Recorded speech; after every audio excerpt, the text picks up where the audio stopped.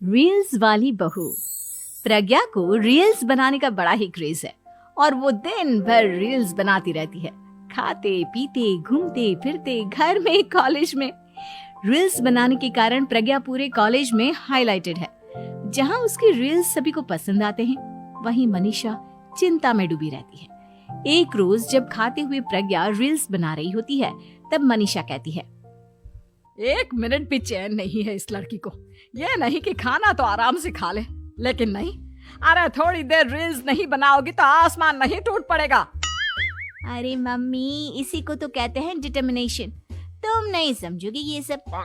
ए भगवान, इस लड़की को सद्बुद्धि दे। जब देखो तब टेढ़ा बाका मुंह बनाती रहती है। मनीषा की बात का प्रज्ञा पर जरा भी असर नहीं होता और वो खाते खाते रील्स बनाती रहती है। दिन बीतने लगते हैं और देखते देखते प्रज्ञा का कॉलेज भी खत्म हो जाता है। आए दिन कोई ना कोई मनीषा को प्रज्ञा की शादी करवाने का सुझाव दे जाता है। सब ठीक ही कहते हैं, प्रज्ञा की शादी कर देनी चाहिए। अपने घर के काम काज में व्यस्त हो जाएगी तो खुद ही ये रील्स और नाच गाना बंद हो जाएगा।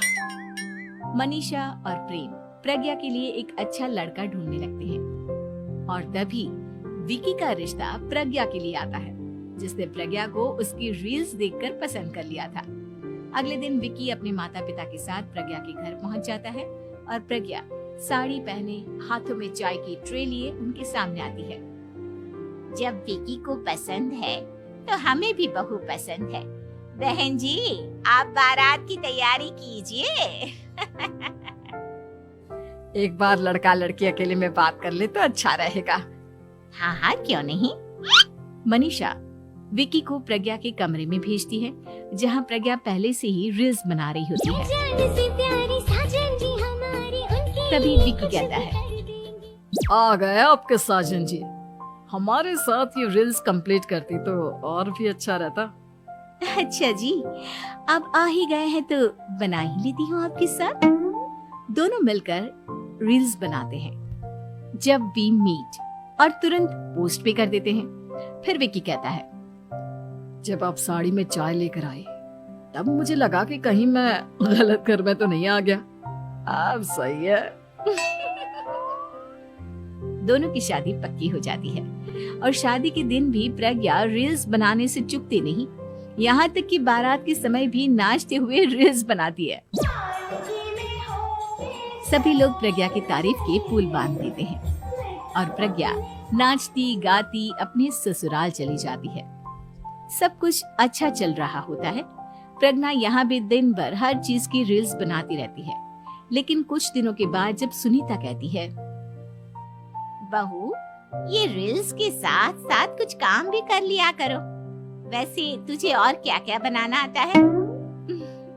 मम्मी जी, वैसे तो सब कहते हैं कि मैं सब कुछ अच्छा बनाती हूँ, लेकिन मुझे लगता है कि मैं मैगी अच्छा बना लेती हूँ। हाँ, कॉफी भी अच्छा बना लेती हूँ और मुंह तो सबसे अच्छा बना लेती हूँ।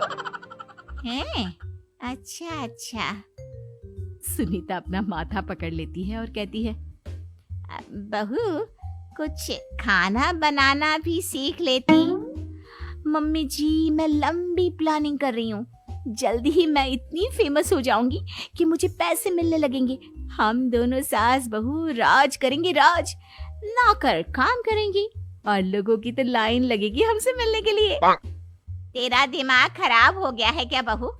हंसी मजाक तक ठीक है, लेकिन इस तरह घर नहीं चलते।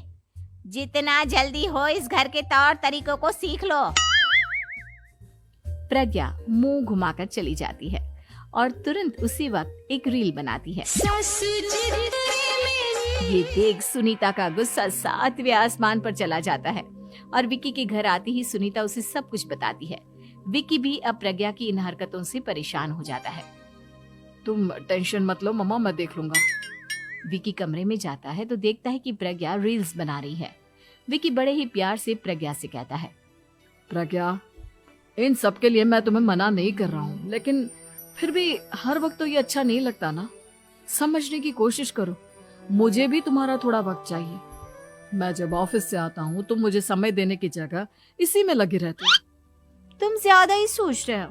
तुम भी मेरे साथ रील्स